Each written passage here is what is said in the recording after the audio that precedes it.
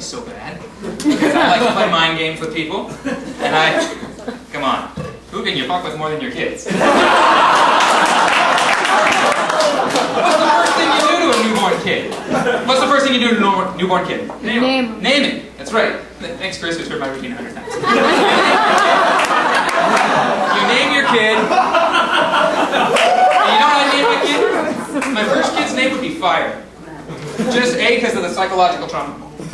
My second kid's name would be Help, and here's why. Because in a public place, in a park, 5-6 years down the road, I can stand there and go, "Help! Fire! Come here!" Guy comes running over, "Put the hose down, buddy." I'm just calling my kids. It's okay. I teach them things wrong, too. I teach them things wrong. It's like, see those jeans over there? They're blue. You teach your kids that that's blue until you're in kindergarten. Whatever your dad tells you is the truth. I teach my kids that those jeans are syphilis. I teach them that the color blue is called syphilis. Can you see it on the first day of school, kindergarten? The kid shows up while the kids are sitting down, the teacher's trying to figure out her class. She goes, "Who knows what color the sky is?" And my kid would raise his hand very proudly. And the teacher would go, "Fire." 2 kids would stop, drop, and roll.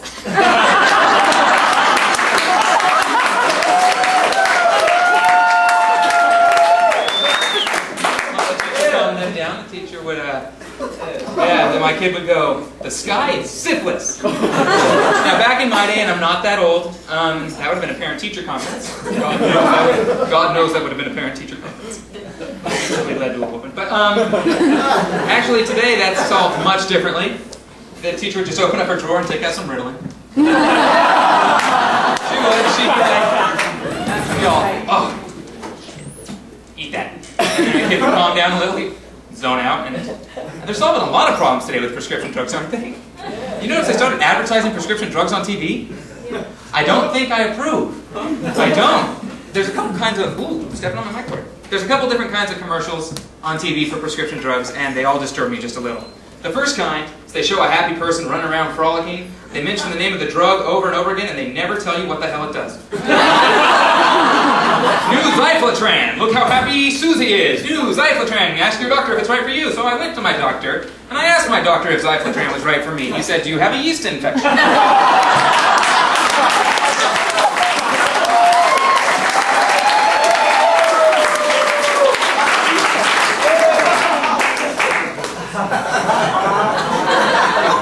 Turns out I did.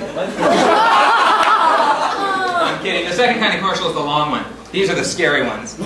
These are the scary ones because the first 30 seconds, and they're always a minute long, the first 30 seconds is that beautiful female voice telling you all the things that this drug can fix.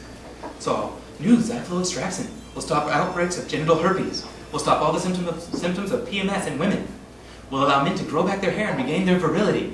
Come, join Life's Dance. And they always end the first half of the commercial with that stupid slogan that means absolutely nothing. Come join Life's Dance. I'm just trying to cure up my herpes. Not me, I'm just saying. I'm just saying. And the second half of the commercial is the freaky part, because in the deep voice, thank you. Thank you. I remember you.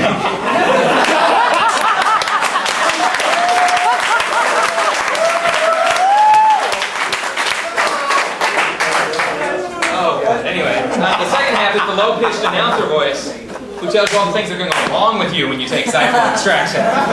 Doesn't that scare the hell out of you? It makes you think you're okay. He's like, the last 30 seconds commercial is, some patients taking Zyfloextraxin have experienced oily discharge. The inability to control their stools. Women who are pregnant or who have ever been pregnant or might want to become pregnant should not look directly at a Zyfloextraxin pill. Or their children will spontaneously combust. Zyfloextraxin removes all of their body hair and the inability to lactate, like that's an issue. And then, here's my favorite one. Some cases of mild agonizing death have been reported. Symptoms were similar to sugar pill. What the hell kind of sugar pill is this guy eating? I went back to my doctor, told him my yeast infection was cleared up, and I said, "Are sugar pills really this dangerous?" I've stopped eating sugar. It scares the hell out of me now. I don't ever look at sugar anymore, and I'm not taking any drugs. It's ironic side effects is the ones that I love. It's not just random side effects. Sometimes it's ironic. You know that Viagra increases your chance of having a heart attack? Ironic, isn't it? You really hasn't worked for 20 years. You're finally going to get to use it again, and you want an increased chance of a heart attack? Oh, baby, I forgot how good this was.